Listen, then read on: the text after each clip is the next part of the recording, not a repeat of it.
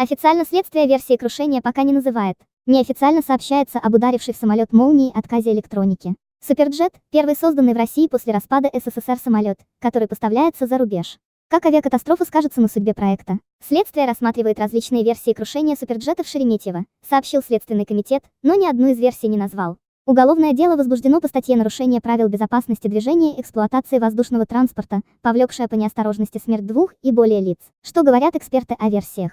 Если исходить из тех скудных фактов, о которых уже известно, то по заявлению экипажа, самолет поразила молния. А удар молнии может вызвать отказ радиоэлектроники, рассуждает председатель комиссии по гражданской авиации Общественного совета Ространснадзора Олег Смирнов.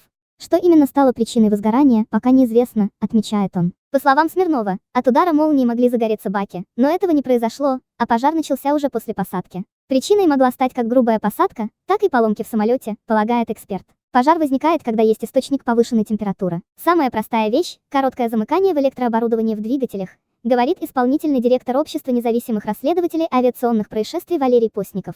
Другим фактором, по его словам, могло стать попадание посторонних предметов в турбины, например, камни на взлетной полосе. Та же пресловутая молния случается в реальности очень редко, но может и она, говорит Постников.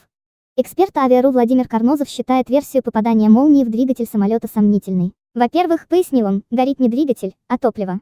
И во-вторых, в полете самолеты горят очень быстро из-за мощного притока воздуха, и если самолет загорелся в полете, то это большая удача, что кого-то удалось спасти. Тем не менее, эксперт признал, что в целом электрические разряды недостаточно изучены. Молнии попадают в самолеты несколько раз в год, и последствия могут быть разными, зависит от типа разряда, пояснил Карнозов.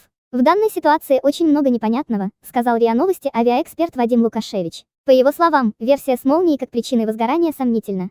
Самолеты летают в грозовых фронтах, и за один полет могут собрать несколько молний. Нормальный самолет этого даже не заметит, говорит он. У всех имеется система слива статического электричества. Да, возможен выход из строя каких-то приборов, но это не катастрофа. Говорят о возгорании двигателя из-за попадания молнии. Почему двигатель от этого должен загореться? Есть система пожаротушения двигателя, она должна была сработать. По его словам, пожар мог возникнуть, когда при посадке стойки шасси пробили баки с горючим.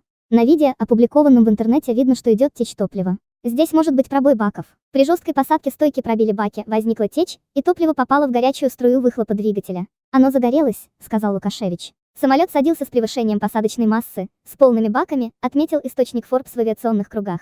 Из-за этого и козление, то есть самолет подпрыгивал, отрывая колеса от полосы, и как следствие, пожар, пояснил он. Но почему экипаж пошел на такой риск? Говорят, что был полный отказ автоматики самолета. По сути, они перешли на механическое управление при отказе всей электроники. Это если упрощенно говорить, рассказал собеседник Forbes.